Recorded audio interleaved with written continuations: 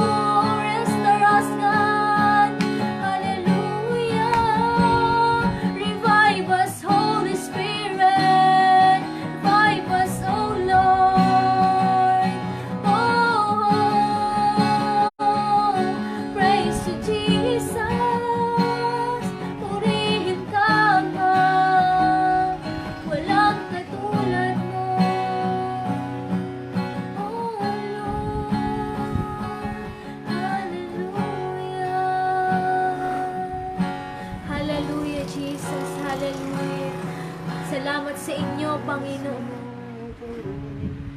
Tunay na kayo ay Diyos na mapagpala, Diyos na mahabagi, at Diyos na mapagmahal sa bawat isa sa amin. Hallelujah. Kaya gaya ng awit na ito, ang dalangin namin ngayong gabi, ibalik niyo po yung kagalakan namin mula nung tinanggap namin kayo, Panginoon. Hallelujah. Hallelujah. Bigyan niyo po kami, Panginoon, ng joy na nagmumula sa inyo. Hallelujah. At huwag niyo hayaan na kami ay mawalay sa piling niyo, Panginoon. Take not thy Holy Spirit from me. Yes, Lord. Hallelujah. Restore unto me the joy of my salvation, and renew a right spirit. Likhaan niyo kami ng tamang puso, ng tamang spirito, Panginoon. Cast me not away from thy presence, O Lord, and take not thy Holy Spirit from me. Restore unto me the joy of my salvation, and renew a right spirit within me. And renew a right spirit within me. And renew a right spirit within me. Hallelujah. Salamat sa inyo, Panginoon. Hallelujah. Tayo po'y manalangin sa ating Panginoon. Dakilang Diyos, patuloy po kaming nagpupuri at nagpapasalamat sa inyo. Gaya po ng aming inawit ngayong gabi, ang dalangin namin, Panginoon, likhaan niyo nga po kami ng isang malinis na puso, isang malinis na motibo, Panginoon, na kayo yung napapaluguran, na kayo yung napaparangalan sa aming mga sinasabi, sa lahat ng aming ginagawa, at sa lahat ng aming mga iniisip. Dalangin ko po sa bawat isa sa amin ngayong gabi, patuloy na likhaan niyo kami ng pusong malinis, at patuloy na kayo ang Diyos na mapaluguran lagi sa aming mga ginagawa. At bigyan niyo po kami, Panginoon, ng kagalakan sa kaligtasan na aming tinanggap, na kahit may pandemic, na kahit may pagsubok, magagalak kami pagkat kayo ang Diyos namin, Panginoon. Salamat po, Panginoon. Ang dalangin ko po sa maghahayag ng iyong mga salita, kasangkapanin niyo lamang po siya bilang daluyan ng iyong banal na mensahe ngayong gabi. At dalangin ko po, Panginoon, katagpuin niyo po ang bawat isa at pagpalain niyo po, Panginoon, ang bawat spiritual na buhay ng mga kapatid naming nakatune in ngayong gabi. Tuloy na kayo ang Diyos na magtagumpay sa bawat buhay namin, at sa gabing ito, patuloy na iparanas niyo po ang iyong banal na espiritu at banal na presensya. Salamat, Panginoon.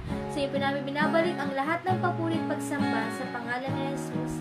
Amen and amen. Salamat sa Panginoon. Napakabuti ng ating Diyos.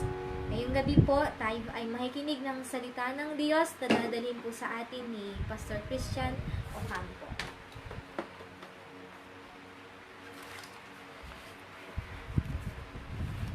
Amen. Purihin po ang Panginoon. Magandang gabi po muli sa bawat isa. Napakaganda nung ating inawit. Isa yan dun sa mga salmo ni Haring David. Isang sikat na psalms. May matatagpuan po natin yan sa Psalms chapter 51 verse 10 to 12. Na kung saan inihiling ni Haring David na bigyan niyo po ako ng isang malinis na puso. Alam niyo mga kapatid, yan yung kailangan na maging consistent na hilingin natin sa Panginoon. Yung bigyan niya tayo ng malinis na puso, huwag niyang alisin sa atin ang banal na espiritu, at higit sa lahat, i-restore niya sa atin yung joy of our salvation. Alam niyo, makailang beses, isa yan doon sa mga paboritong awit na inaawit ko every time na ako po ay nagpe-personal devotion, dahil syempre alam naman po natin na maraming toxic dito sa mundo. Maraming mga atake ang kaaway na pwedeng makapagpalamig ng pananampalataya natin. Pero yan nawa yung maging panalangin natin sa ating buhay mananampalataya, na huwag tayong manlamig. Laging ibalik sa atin ng Panginoon yung kagalakan, at higit sa lahat, gaya nga po ng binanggit ko kanina, huwag hayaan nawa ng Panginoon na alisin niya sa atin ang kanyang banal na espiritu. So tayo po'y magpapatuloy sa ating pag-aaral sa gabing ito. Buksan po natin ang ating mga Biblia sa Efeso chapter 4 verse 14 hanggang 16. Nandito na po tayo sa bahaging ito. Efeso chapter 4 verse 14 hanggang 16. Nuulit ko po, Efeso chapter 4. Nandito na po tayo sa verse 14 hanggang 16. Babasahin ko po siya sa wikang Tagalog. Sabi rito, at kapag naabot na natin ito, hindi na tayo tulad ng mga bata na pabago-bago ang isip at nadadala sa iba't ibang aral na ng mga taong nanlilinlang, na ang hangad ay dalhin ang mga tao sa kamalian. Verse 15, sa halip mananatili tayo sa katotohanan ng may pag-ibig, upang sa lahat ng bagay ay maging katulad tayo ni Kristo na siyang ulo ng iglesia. At sa pamumuno niya, ang lahat ng bahagi ng katawan na walang iba kundi ang mga mananampalataya ay pinag-uugnay-ugnay, at ang bawat isa ay nagtutulungan. At sa pagganap ng bawat isa sa kanilang tungkulin ng may pag-ibig, ang buong katawan ay lalago at lalakas. Purihin po ang ating Panginoon. Sa pagkabasa ng kanyang salita, tayo po'y manalangin. Panginoon, muli po kaming nagpapasalamat sa inyo sa pagkakataon na kami makapagbulay-bulay at makapag-aral ng inyong mga salita. Salamat sa katapatan ninyo sa buhay namin, dahil kahit ilang beses kaming nagkakamali at minsan kami nadadapa, Panginoon, patuloy niyo po kaming binibigyan ng pagkakataon para makabangon. Dalangin ko po ang pagsama ng inyong banal na espiritu sa amin ngayong gabing ito. Nasa iba't ibang lugar man kami, Panginoon, nawa maging iisa yung ang nais ng aming puso. Yun ay yung maranasan ng inyong kapangyarihan sa mga oras na ito. Samahan niyo po kami, O God. Samahan niyo po kami. At maraming salamat sa pagkakataon na makakapag-aral po kami. Binabalik po namin ang papurit pagsamba sa pangalan ni Jesus. Amen and amen. So tayo po ay nagpapatuloy dito sa ating series sa Ephesians chapter 4. And I hope and I pray na nakikita natin kung ano yung nais ng Panginoon sa iglesia niya. Kung ano yung nais ng Panginoon na makita dun sa mga mananampalataya. So, a very quick review lang nung ating napag-aralang last Thursday. Napag-aralan natin na ang Diyos ay nagtalaga nung tinatawag na fivefold ministry. Ito yung mga apostle, evangelist, pastor, teacher, and ano pa ba yung isa?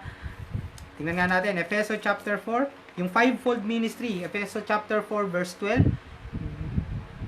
Verse 11, ang iba'y ginawa niyang apostol, ang iba'y propeta, yun, yung nakalimutan ko, yung prophet, ang iba'y mangangaral ng magandang balita or evangelist, ang iba'y pastor at guro. Naglagay ang Panginoon itong mga fivefold minister na tinatawag upang ipaalala sa atin ang isang napakahalagang bagay, na yung bawat mananampalataya ay kinakailangan na lumalim sa salita ng Diyos. Mga kapatid, dahil sa salita ng Diyos, dahil dun sa mga salita ng Panginoon na ating pinag-aaralan, na ating binabasa, ito yung makakatulong sa atin upang lumalim yung foundation ng ating pananampalataya. Alam nyo mga kapatid, gaya nga ng nabanggit natin before, kinakailangan na meron tayong desire, meron tayong excitement when it comes dun sa pag-aaral ng salita ng Diyos.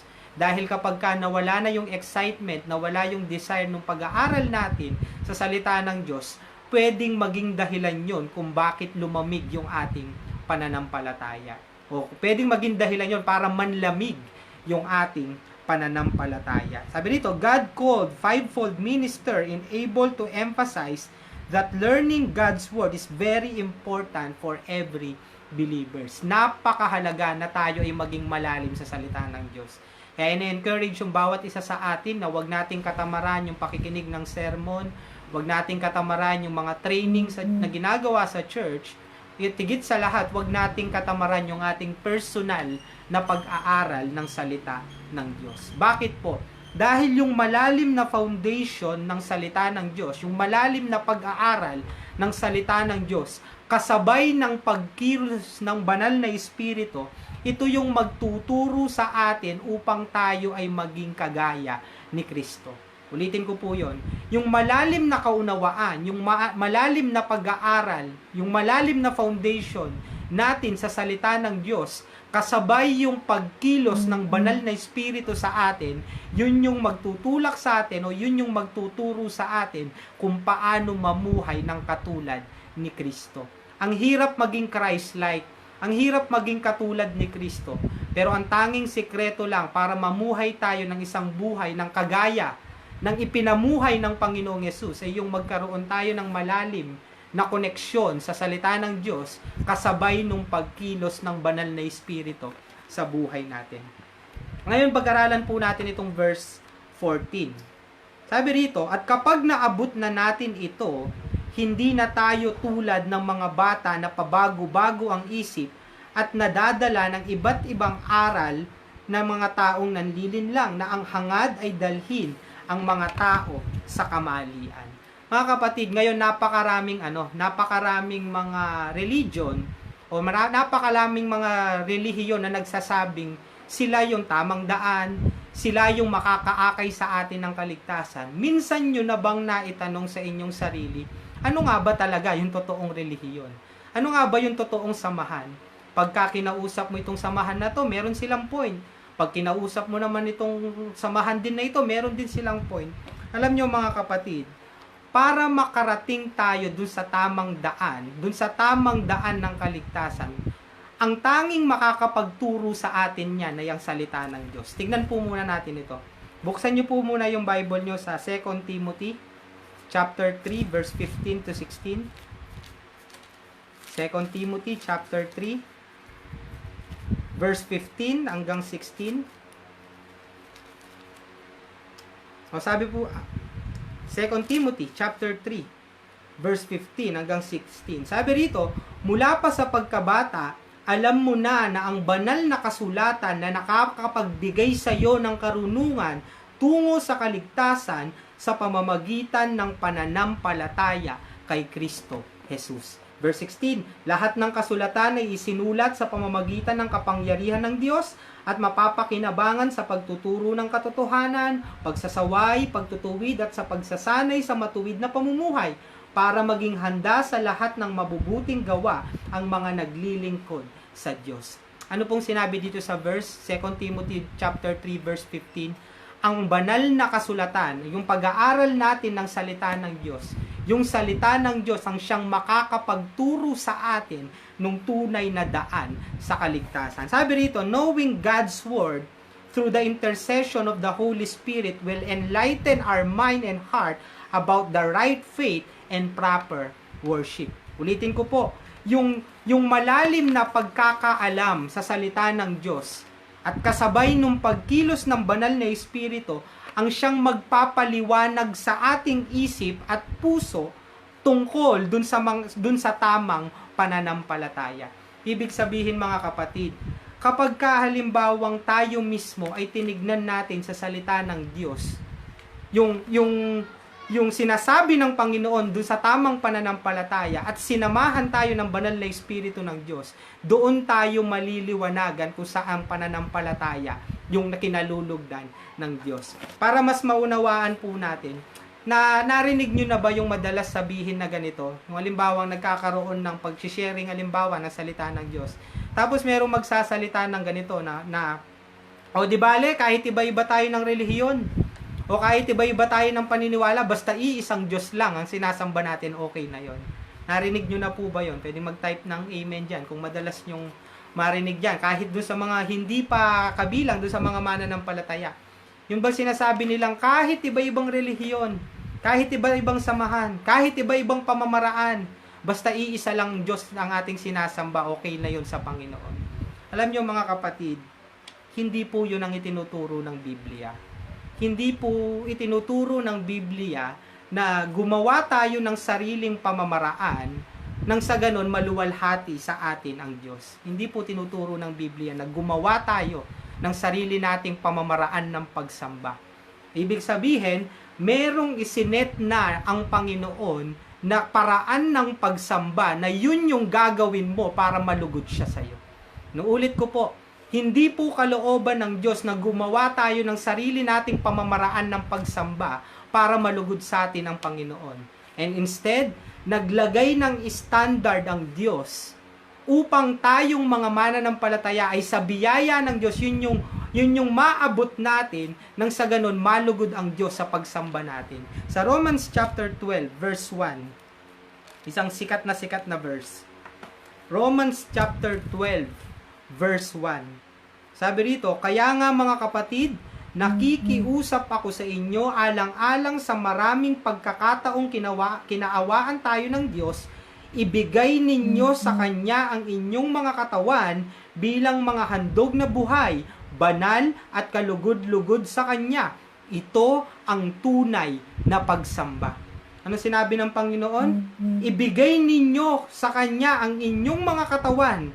Sa ibang mga translation, ibigay ninyo sa Kanya ang inyong mga buhay bilang handog na buhay, banal at kalugod-lugod sa Kanya. Yung pagbibigay daw natin ng ating buhay sa Panginoon, yung pagbibigay natin ng ating katawan sa Panginoon, ng buhay, kalugod-lugod sa Kanya, yun daw ang tunay na pagsamba. Ibig sabihin mga kapatid, merong sinet na standard ang Panginoon kung paano tayo sumamba. At bilang mga mananampalataya, kung mapapansin ninyo, dito sa Efeso chapter 4, balik lang po tayo, ayokong masyadong malayo tayo dun sa topic natin. Sa Efeso chapter 4 verse 14, sabi rito, at kapag naabot na natin ito, hindi na tayo tulad ng mga bata ng pabago-bago ang isip at nadadala sa iba't ibang aral ng mga taong nanlilinglang na ang hangad ay dalhin ang mga tao sa kamalian. Ibig sabihin pala mga kapatid, habang tayo ay nagpapatuloy dun sa ating pananampalataya, pwedeng gumamit ang kaaway ng mga iba't ibang mga katuruan para mailigaw tayo. Gagamit ang kaaway ng iba't ibang mga pananalita ng tao, pananalita ng ibang mga pananampalataya upang madeceive tayo dun sa kaaway. Kaya sinabi ng Panginoon, kinakailangan na maging malalim tayo sa salita ng Diyos. Kinakailangan na makita talaga sa atin ang kapunuan ng banal na Espiritu nang sa ganon ay hindi tayo maging katulad ng iba na pabago-bago yung isip. Mga kapatid, pagka tinawag ka ng Diyos na manampalataya sa Kanya, pagka tinawag ka ng Diyos na magkaroon ka ng relasyon sa Kanya, kahit ano pa yung pagdaanan mo, kahit minsan may mga kalituan ka, hindi ka matitinag dahil ang Diyos mismo dapat ang magpapatatag sa iyo. Kaya mga kapatid, huwag tayong magsawa sa pag-aaral ng salita ng Diyos. At higit sa lahat, ito po yung pag-aaral ng salita ng Diyos, kulang yan kung walang pagsama ng banal na Espiritu. Kaya lagi ko pong binabanggit ko kanina, yung lalim natin sa salita ng Diyos, kasabay nung pag-intercede ng Holy Spirit, ang siyang magpapalinaw sa atin doon sa tamang pananampalataya. Kaya mga kapatid, wag lang natin basta aralin yung salita ng Diyos. Aralin natin ito ng may pagsama ang banal na Espiritu. Ang tanong mga kapatid, paano ba sasama sa iyo ang banal na Espiritu? paano mo ba mararanasan ang Holy Spirit? Mararanasan mo ang Holy Spirit kung ikaw mismo willing ka na maging Diyos ang Holy Spirit sa iyo. Mararanasan mo ang banal na Espiritu kapag ka willing kang magpatuwid sa Kanya. Mararanasan mo ang kilos at tinig ng banal na Espiritu kung willing kang sumunod sa Kanya. Ibig sabihin mga kapatid, inuulit ko po, huwag lang nating aralin yung salita ng Diyos nang wala tayong puso na handang sumunod sa sinasabi ng salita ng Diyos. Dahil kapag halimbawang yung pag-aaral ng salita ng Diyos kasama ng pagkilos ng banal na Espiritu, ito yung magpapapaliwanag sa atin, ito yung mag-e-enlighten sa atin kung ano yung tamang pananampalataya. Mga kapatid, higit sa lahat, walang relihiyon na itinaas ang Panginoong Hesus nung nandito siya sa lupa. Walang religion, walang relihiyong makakapagligtas sa atin mga kapatid. Walang samahang makakapagligtas sa atin.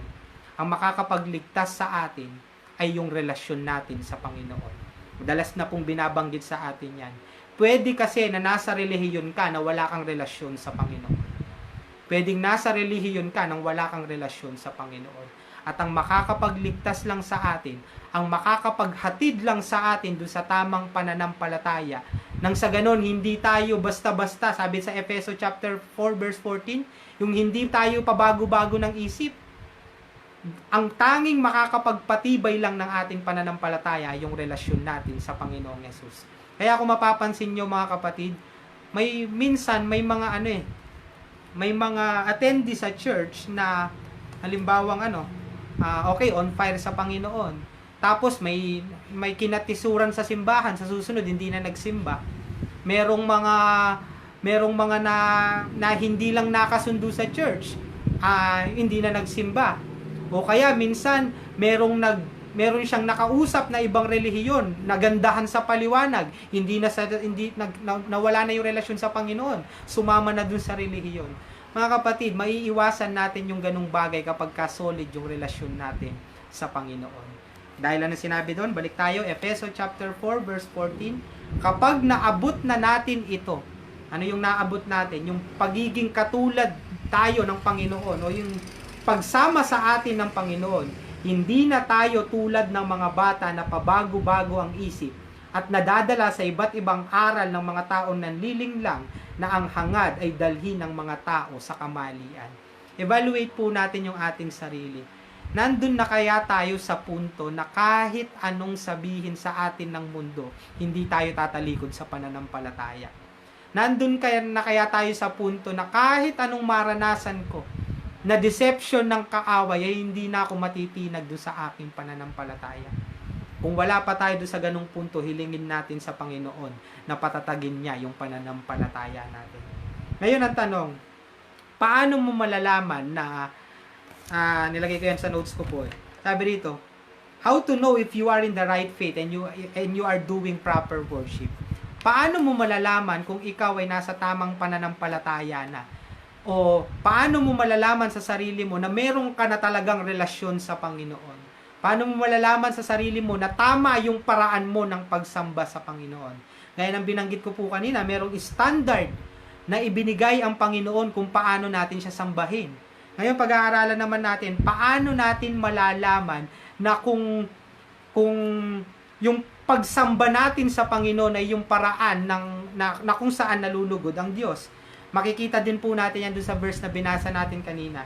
Efeso chapter 4, una sa verse 15, sabi rito, sa halip, mananatili tayo sa katotohanan ng may pag-ibig upang sa lahat ng bagay ay maging katulad tayo ni Kristo na siyang ulo ng iglesia. Unang punto na kung saan, paano natin malalaman kung tama yung pagsamba natin, yung buhay mo nagiging kagaya ng buhay ng Panginoong Hesus. Inuulit ko po, malalaman mong tunay yung pagsamba mo at hindi ka sumasamba sa relihiyon at meron ka talagang relasyon sa Panginoong Hesus kapag ka yung buhay mo ay nagiging katulad ng buhay ng Panginoong Hesus. Sabi rito sa verse 15, sa halip, mananatili tayo sa katotohanan. Kapag ka nanatili ka doon sa tamang pananampalataya ng may pag-ibig upang sa lahat ng bagay ay maging katulad tayo ni Kristo. Yun yung una mong evaluate sa sarili mo. para malaman mo na nasa tamang pananampalataya ka. Yung buhay ko ba ay kagaya ng Panginoong Jesus? O yung buhay ko ba nasa proseso nung pagiging kagaya na ng Panginoong Jesus? Malalaman mong nasa tunay kang pananampalataya kung titignan mo, kung papansinin mo yung pamamaraan ng pananalita mo. Kagaya na ba yan ng pamamaraan ng pananalita ng Panginoong Jesus? Yung pamamaraan ng pananalita ng Panginoong Jesus, may kahinahunan. Diba? Meron ka na bang kahinahunan ngayon? Yung pamamaraan ng pananalita ng Panginoong Jesus, puspos ng katotohanan. Nakalaya ka na ba sa pagsisinungaling ngayon? Yung pananalita ng Panginoong Jesus, ito yung nagbibigay ng kalakasan dun sa mga kapwa niya. Ganun ka na rin ba magsalita? Ang ichinichismis ng Panginoon ay ang salita ng Diyos, hindi yung buhay ng may buhay. Ganun na rin ba yung paraan ng pananalita mo? Dun mo i-evaluate yung sarili mo. Nasa tamang pananampalataya ka. Kapag ka nakikita mo na yung buhay mo ay nagiging kagaya ng Panginoong Jesus. Mga kapatid, hindi tayo tinawag mamuhay ng isang buhay na religious. Alam niyo po yung religious?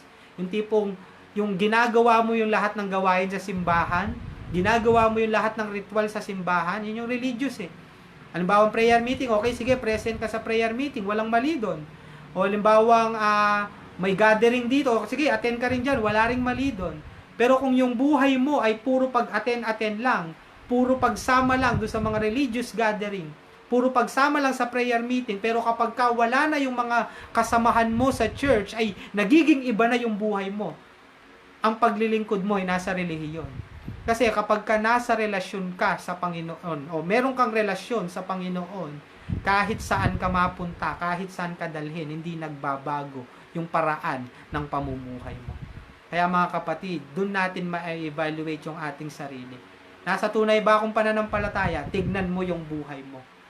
Patungo ka ba dun sa buhay na nagiging kagaya ka ng Panginoong Jesus? Amen? Nagiging kagaya ka ba ng Panginoong Jesus? Ang Panginoong Jesus, nung umaharap sa pagsubok, puno ng kapayapaan.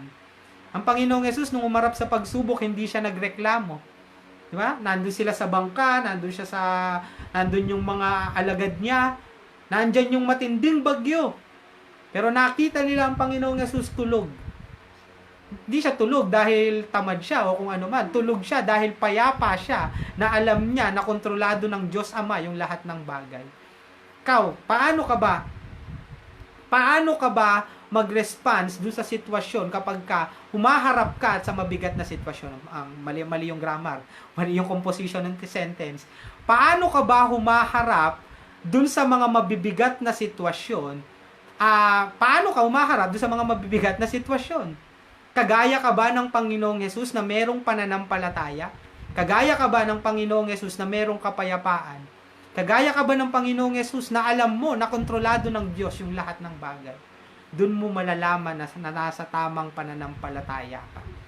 Paano ka makitungo doon sa kapwa mo? Kagaya ng Panginoong Jesus din dapat. Paano ka makitungo doon sa kapwa mo? Ang Panginoong Jesus, alam ko yun, kahit nung inaaway na siya, and even to the point na pinako na siya sa krus, ang naging attitude niya dun sa mga kapwa niya ay pag-ibig. Ang naging attitude ng Panginoong Jesus dun sa mga nang-uusig sa kanya ay patawarin at pagpasensyahan sila. Ang tanong, bilang ikaw na nagsasabing merong kang pananampalataya, kagaya ka ba ng Panginoong Jesus? Kagaya ka ba ng Panginoong Jesus? Paano ka mag-spend ng panahon sa Panginoon? Ang Panginoong Jesus, pagka binasa niyo yung gospel, madalas ko na pong banggitin ito. Hindi siya active lang dun sa mga ministeryo. Madalas ang Panginoong Jesus, aktibo man siya dun sa mga maraming bagay, kapag ka natatapos na yung mga ministry niya, ay humahanap siya ng isang lugar na sobrang tahimik, humahanap siya ng lugar na kung saan masosolo niya yung presensya ng Ama. Ganun ka rin ba sa Panginoon? Meron ka bang private time kay Lord? Meron ka bang private time sa Panginoon? Meron ka bang personal na pananalangin? Meron ka bang personal na pag-awit sa Panginoon? Meron ka bang personal na pagsamba? Kasi ang Panginoong Jesus ganyan ang buhay niya. Nuulit ko po, malalaman mong nasa tunay kang pananampalataya at hindi ka sa relihiyon na sumasamba kapag ka nakikita dun sa buhay mo na nagiging kagaya ka ng Panginoong Jesus. Hindi ka magiging perpekto agad, pero at least yung buhay mo, nasa proseso ka na hinuhubog ka ng Panginoon para maging katulad ka ni Kristo. Amen? Hinuhubog dapat tayo, nandun dapat tayo sa proseso ng Panginoon na kung saan hinuhubog tayo upang tayo ay maging kagaya ng Panginoong Jesus. Pwede kasi na aktibo ka sa simbahan pero hindi ka aktibo doon sa relasyon mo sa Diyos. Pwede kasing ginagawa mo yung mga pinapagawa ng church pero hindi mo ginagawa yung ipinapagawa ng Panginoon. Ulitin ko po yan. Pwede kasing naglilingkod tayo sa simbahan pero hindi tayo naglilingkod sa Panginoon. Paano nangyari yun, Pastor? Naglilingkod ka sa simbahan kapag ka ginagawa mo yung mga gawain sa simbahan dahil may nag-utos sa'yo. Pero naglilingkod ka sa Panginoon kapag ka kahit walang utos na sabihin sa'yo yung pastor, kahit hindi ka nakikita ng pastor, kahit hindi ka nakikita ng mga kapwa mo mananampalataya, meron dyan sa puso mo na maglilingkod ka sa Panginoon. Bakit? Yung relasyon mo kasi sa Panginoon ang siyang magtutulak sa'yo para maglingkod ka sa Kanya. Ganon ang naging buhay ng Panginoong Jesus. Kaya kung nire-reflect natin yung ating sarili, mga kapatid, nasa tamang pananampalataya tayo, nasa tamang relasyon tayo sa Panginoon kapag yung buhay natin ay nandun sa proseso na nagiging katulad tayo ng Panginoong Jesus. Amen? Pangalawa, Efeso chapter 4 verse 16. Sabi rito, at sa pamumuno niya, ang lahat ng bahagi ng katawan na walang iba kundi ang mga mananampalataya, sa pamumuno daw ng Panginoon, yung mga mananampalataya, ano yung ginawa niya? Ay pinag-ugnay-ugnay at ang bawat isa'y nagtutulungan.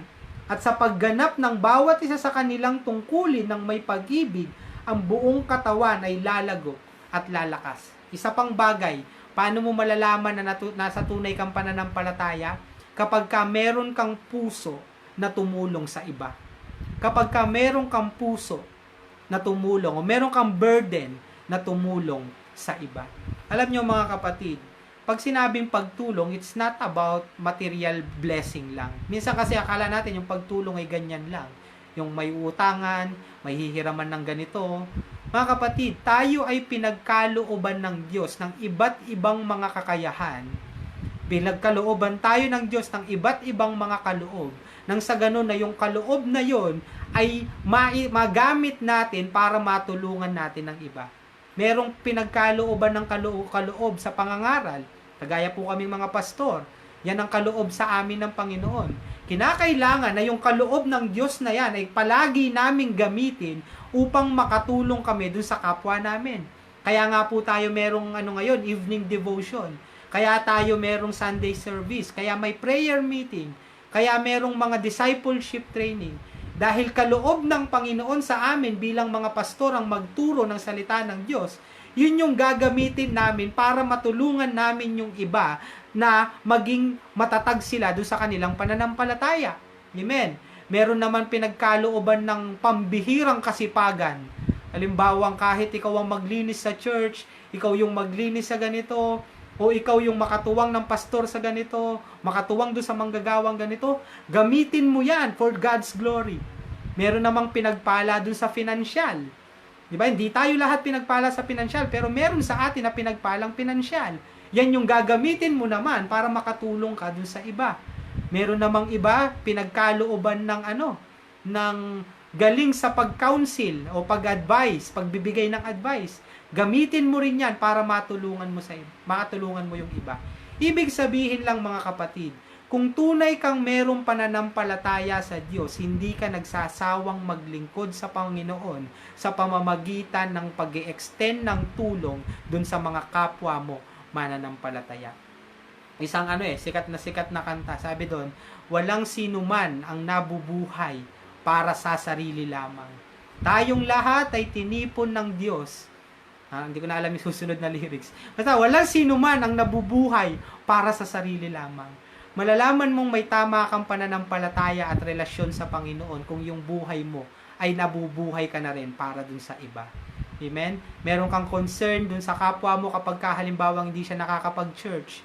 Meron kang concern dun sa kapwa mo kapag nag-post na siya nung kakaiba na parang may pinagdadaanan na siyang problema. Meron kang concern dun sa kapwa mo na kapag nakikita mo na parang nag-iiba yung ugali niya. Ibig sabihin, tayo ay gagamitin ng Panginoon para maakay natin yung isa't isa. Yun yung nais ng Panginoon sa church, mga kapatid. Yun yung nais ng Panginoon sa church. Una, lahat tayo ay maging kagaya ng Panginoong Yesus. Yung ating attitude, yung ating mga ugali, yung ating pamumuhay ay maging kagaya ng Panginoong Yesus. At nais din ng Panginoong Yesus na yung ating pamumuhay ay meron tayong burden, meron tayong puso na akayin yung bawat isa. Alam nyo, nilagay tayo ng Panginoon sa isang church dahil alam niyang kailangan natin yung isa't isa. Nilagay tayo ng Panginoon sa isang simbahan dahil alam niya na matutulungan natin yung isa't isa. Amen? Kinakailangan na maging maliwanag sa atin yun, mga kapatid. Merong kakayahan ako personally na pwedeng makatulong sa inyo. Pero meron naman akong kahinaan na pwede kayo ang makatulong. And vice versa, ganun po yung nangyayari sa atin. Kaya mga kapatid, yun yung ine-expect sa atin ng Panginoon sa simbahan.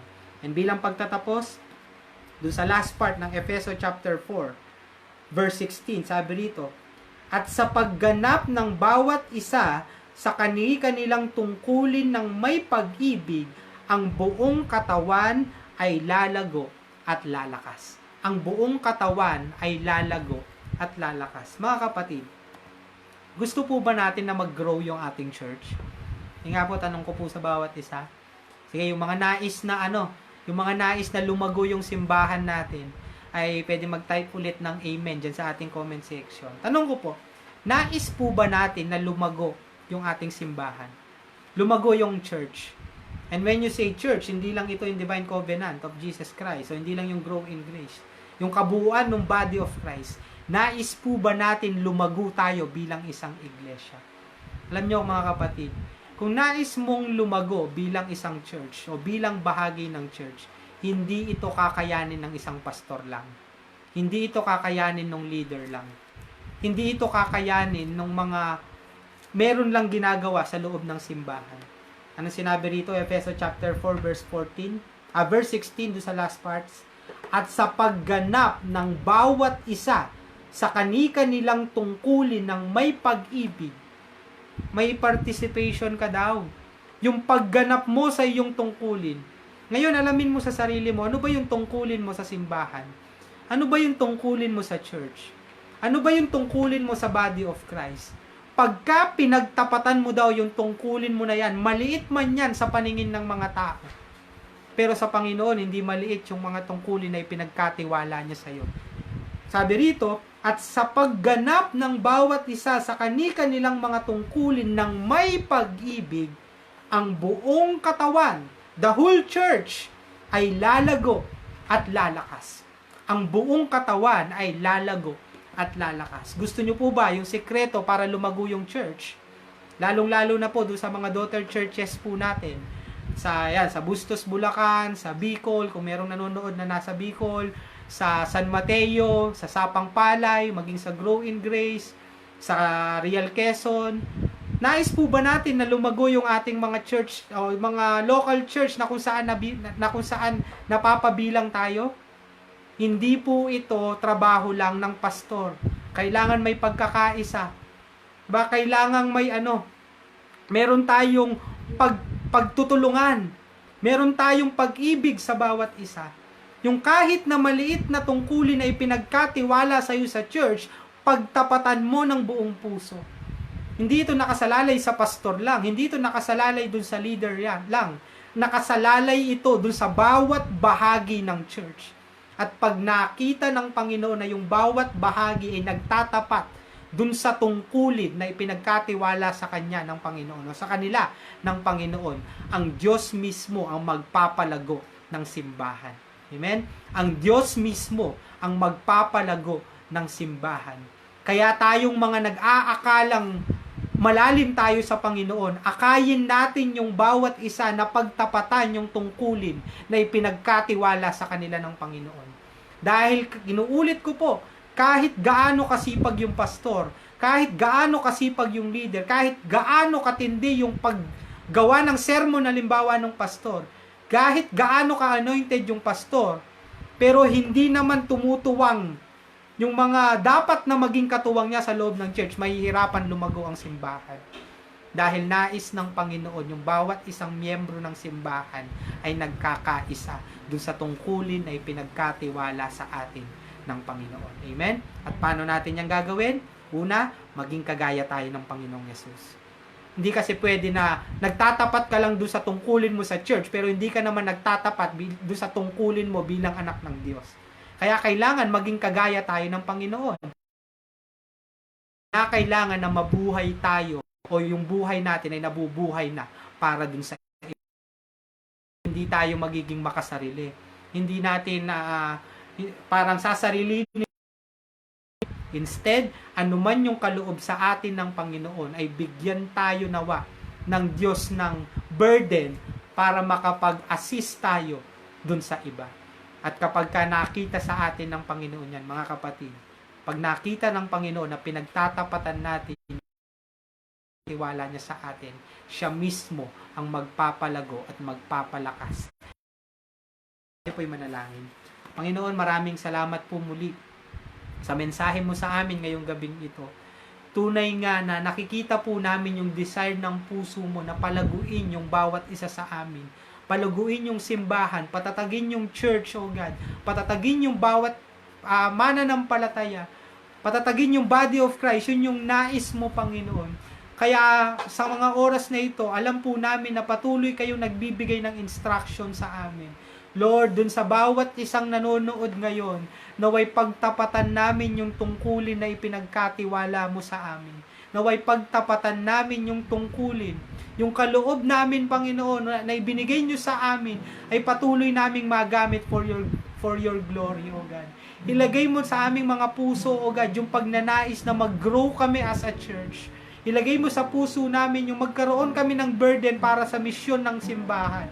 Para sa misyon na ibinigay nyo po sa amin.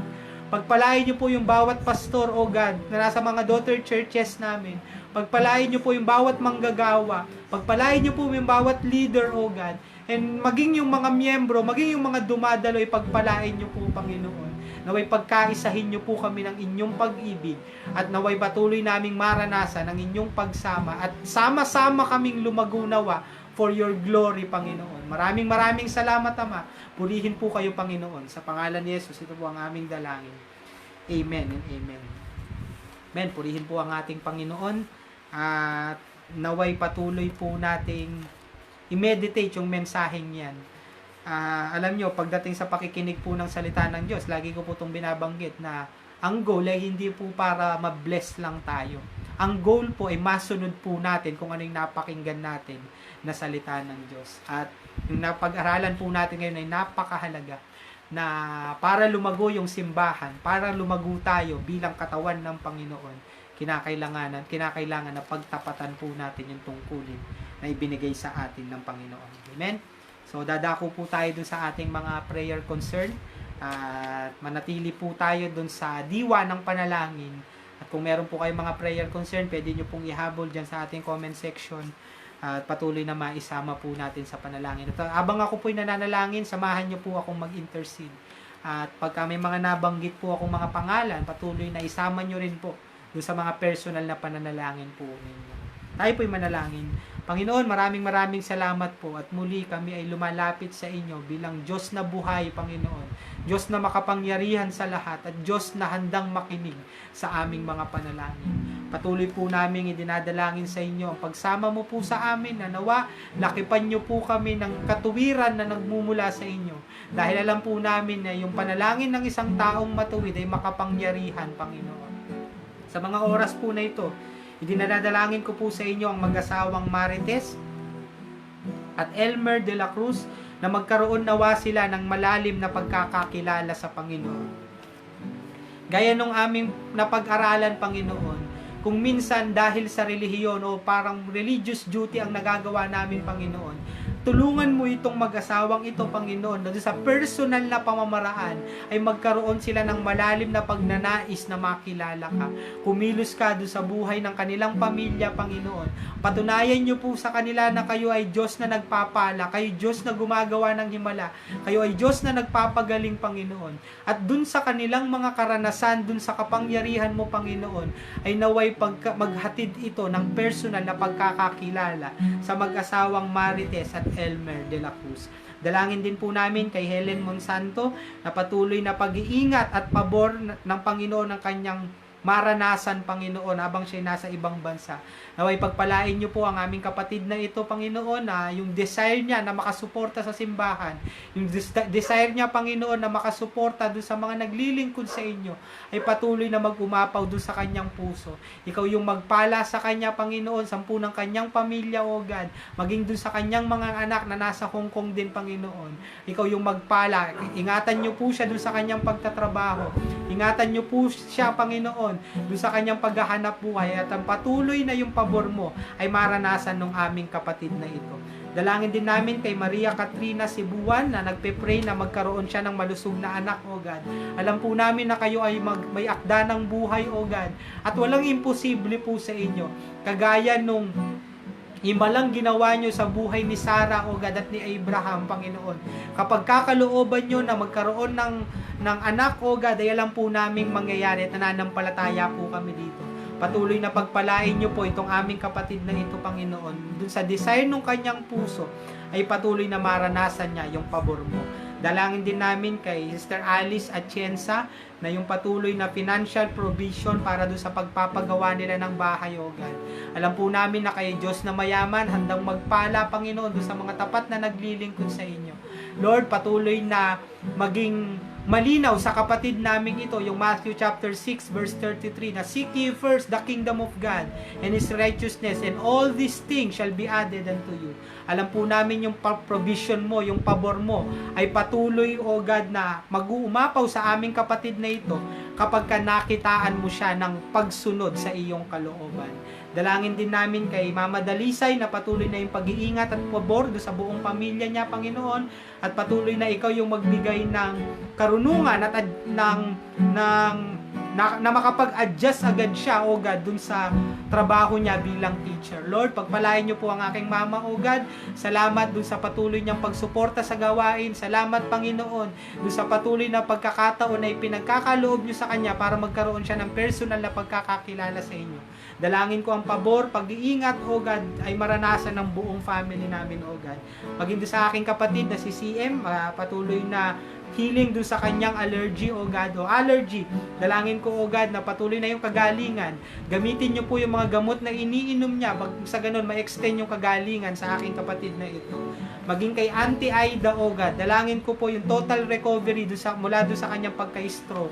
Naway patuloy na palakasin mo yung physical na katawan niya, O God, at magkaroon din siya ng personal na connection sa inyo, O God. Makaranas siya ng himala ng pagpapagaling, makaranas siya ng himala ng pagpapalakas ng physical na pangangatawan, at magbunga ito, O God, ng pagkakakilala sa inyo.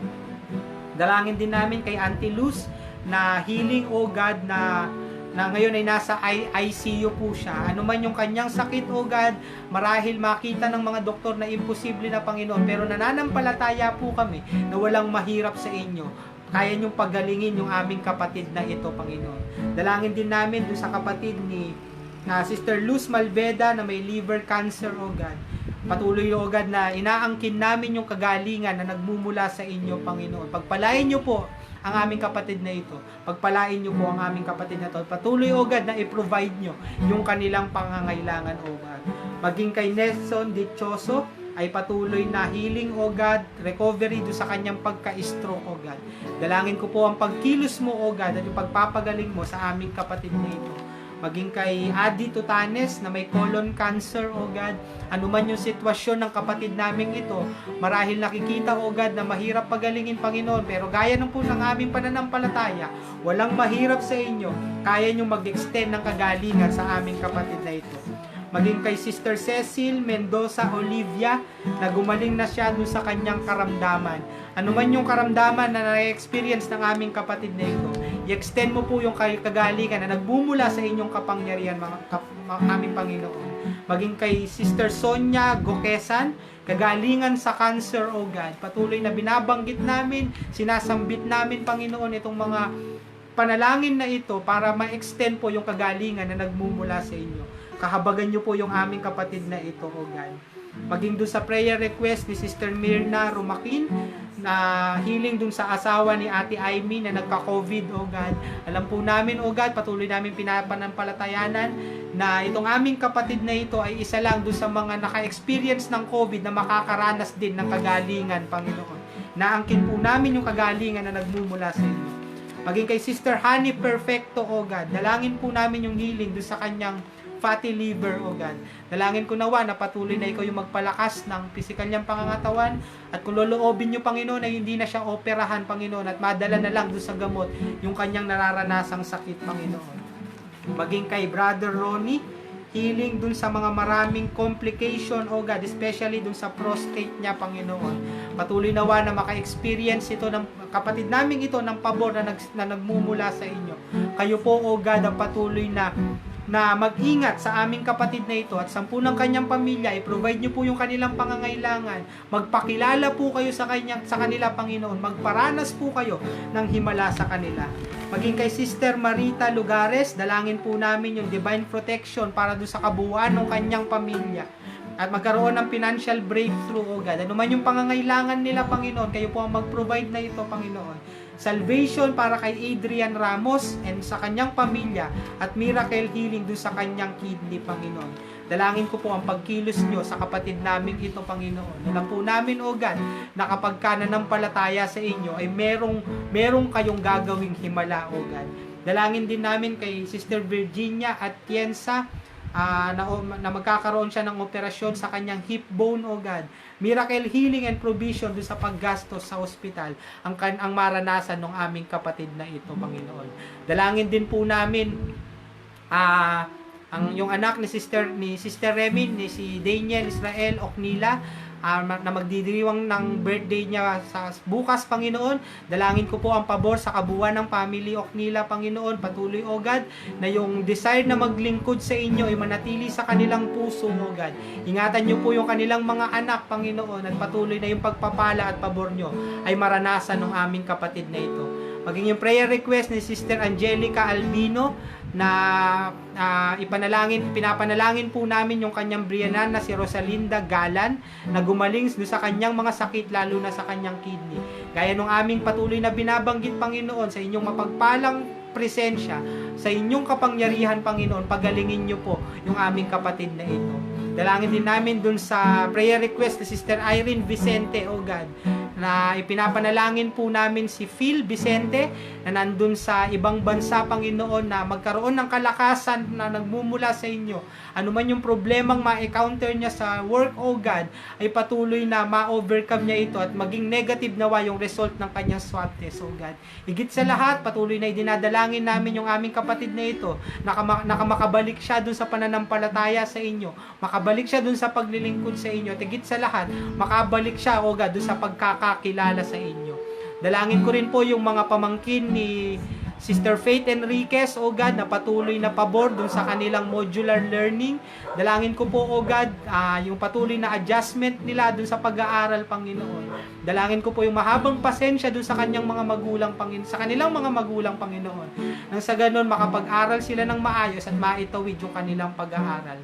Dalangin din po namin doon sa anak ni Sister Angelica na si Miguel Albino, naway makita niya kung ano yung gusto niyang gawin at makakita po siya ng trabaho para sa kanya, O God. Dalangin po namin yung protection, yung pabor, O God, yung provision niyo sa kapatid namin at sa pamilyang ito.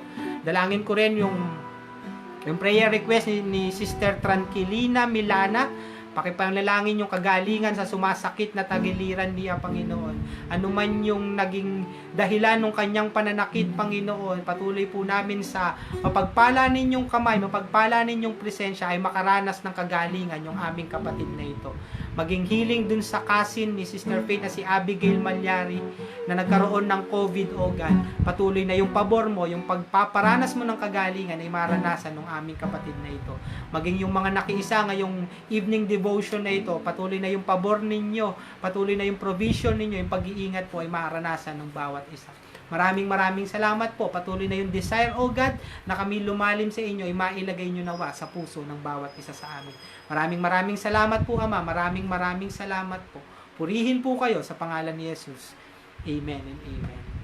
Amen. Purihin ng ating Panginoon. At medyo marami tayong mga prayer concern ngayon. At patuloy nawa na tayong madalas na nakakapagsubaybay dito sa evening devotion ay isama din po natin dun sa ating personal na pananalangin yung mga prayer request na nailagay po dyan. Isa pong tungkulin natin yan. I-apply na po natin yung ating napag-aralan.